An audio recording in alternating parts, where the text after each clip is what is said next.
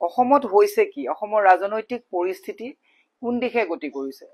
any time মাৰু কাটুকে হিংসা any time উত্তেজনাত ভাষণ দি থকাৰ পৰিণতি নেকি মুখ্যমন্ত্ৰী মহোদয়ৰ জ্ঞাতাৰ্থে মই এটা কথা জনাব বিচাৰিছো যে বিগত উপনিৰ্বাচনত সামগুৰিত যি কাণ্ড ঘটিছিলে পঞ্চায়ত নিৰ্বাচনত আজি ঢিঙত সেই একেই কাণ্ড ঘটিবলৈ পালে প্ৰদ্যুৎ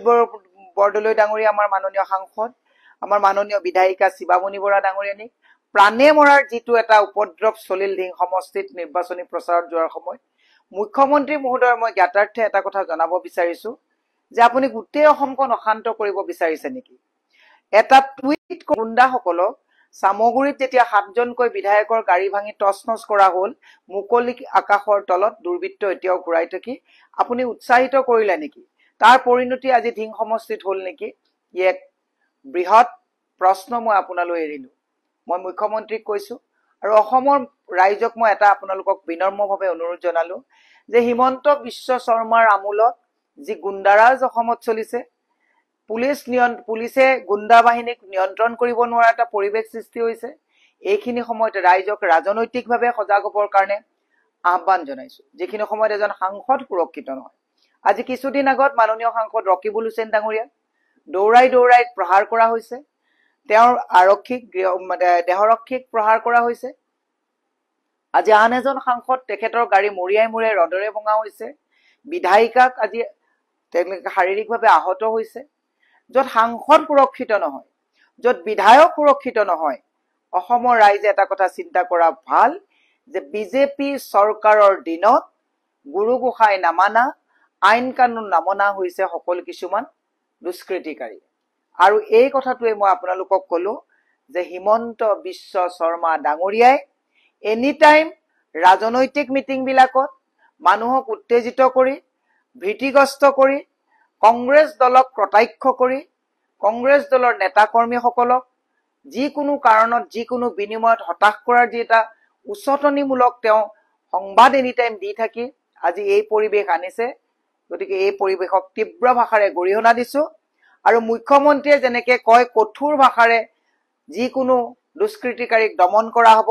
মুখ্যমন্ত্ৰীক সুধিছো সামগুৰিৰ দুষ্কৃতিকাৰীক দমন কৰিলে নেকি তাৰে পুনৰাবৃত্তি হাল এৰি খেল খেদা মুখ্যমন্ত্ৰী আজি ঢিঙত কৰিলে মই আমাৰ মাননীয় সাংসদ প্ৰদ্যুৎ বৰদলৈ ডাঙৰীয়া শিৱামণি বাইদেউ আৰু তেওঁলোকৰ লগত থকা যি 5খন গাড়ী ৰদৰে মৰিয়াই ভঙা হৈছে তেওঁলোকক প্ৰাণে মৰাৰ যি ষড়যন্ত্ৰত লিপ্ত হৈছে দুষ্কৃতিকাৰী তেওঁলোকক অতি শীঘ্ৰে মাননীয় মুখ্যমন্ত্ৰীয়ে পুলিচ মোৰ বুলি কয় প্ৰশাসন মোৰ বুলি কয় আপুনি তেওঁলোকক কৰায়ত্ব কৰি দেখাওক তেতিয়াহে ভাবিম যে মুখ্যমন্ত্ৰীয়ে গৃহ বিভাগ চলাব পাৰিছে ইতিমধ্যে আপুনি গৃহ বিভাগৰ দায়িত্বত থাকি গৃহ বিভাগ চলাব পৰা নাই আপোনাক অংগুষ্ঠ দেখুৱাই দিছে কাৰণ ইমান এজন সুপাৰ উত্তম বুলি আপুনি কৈ থকা এজন মুখ্যমন্ত্ৰীৰ আমূলত সাংসদক কেনেকৈ প্ৰহাৰ কৰিবলৈ পায় বিধায়িকাক কেনেকৈ প্ৰহাৰ কৰিবলৈ পায় গাড়ী ভাঙিবলৈ পায় এই প্ৰশ্ন অসমৰ ৰাইজৰ সন্মুখত এৰিলো পঞ্চায়ত নিৰ্বাচনত ইতিমধ্যে দেখিছে বহু কেণ্ডিডেটক ভীতিগ্ৰস্ত কৰি আমাৰ নমিনেশ্যন দিবলৈ পৰা নাই হিমন্ত বিশ্ব শৰ্মাই ৰিপৰ্ট কাৰ্ড দেখুৱাব নোৱাৰি ভয় ভীতি আৰু গুণ্ডা আৰু দুষ্কৃতিকাৰী লগাই কংগ্ৰেছক হতাশ কৰিব বিচাৰিছে নেকি ৰাইজৰ মাজলৈ বৃহৎ প্ৰশ্ন এৰি দি আমাৰ যিসকল নেতা কৰ্মী আজি আঘাতপ্ৰাপ্ত হৈছে সকলো যাতে সোনকালে তেওঁলোকে দ্ৰুতগতিত আৰোগ্য হওক তাৰে কামনা কৰিছো আৰু ৰাইজক হত্যা হিংসা যিবিলাক আমি শুনি থাকো এই কথাবিলাকৰ প্ৰতি এটা নজৰ ৰাখক অলপ কথাত উত্তেজিত হোৱা যি পৰিৱেশ হৈছে এই পৰিৱেশ বিলাকৰ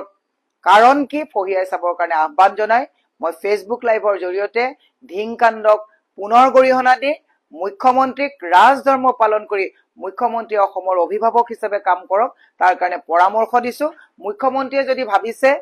গুণ্ডা বাহিনী লগাই কংগ্ৰেছক মহিমূৰ কৰিব পাৰিব এনেকৈ যদি কংগ্ৰেছক হতাশ কৰিব বিচাৰিছে যি পাত বালিলে সেই পাত সুগ্ৰীবলৈ মুখ্যমন্ত্ৰীয়ে কথা পাহৰি যাব নালাগে আমি বহু কাৰণত দেখিছো যে উত্তেজনা সৃষ্টি কৰা বহু ৰাজনৈতিক নেতাক কিন্তু ৰাইজৰ এনেকুৱা দুষ্কৃতিৰ হাততে প্ৰতিহত হৈছে সকলোকে ৰাজনৈতিকভাৱে সজাগ হ'বৰ কাৰণে আহ্বান জনাই মই এই ঘটনাক পুনৰবাৰ তীব্ৰ ভাষাৰে গৰিহণা দিছো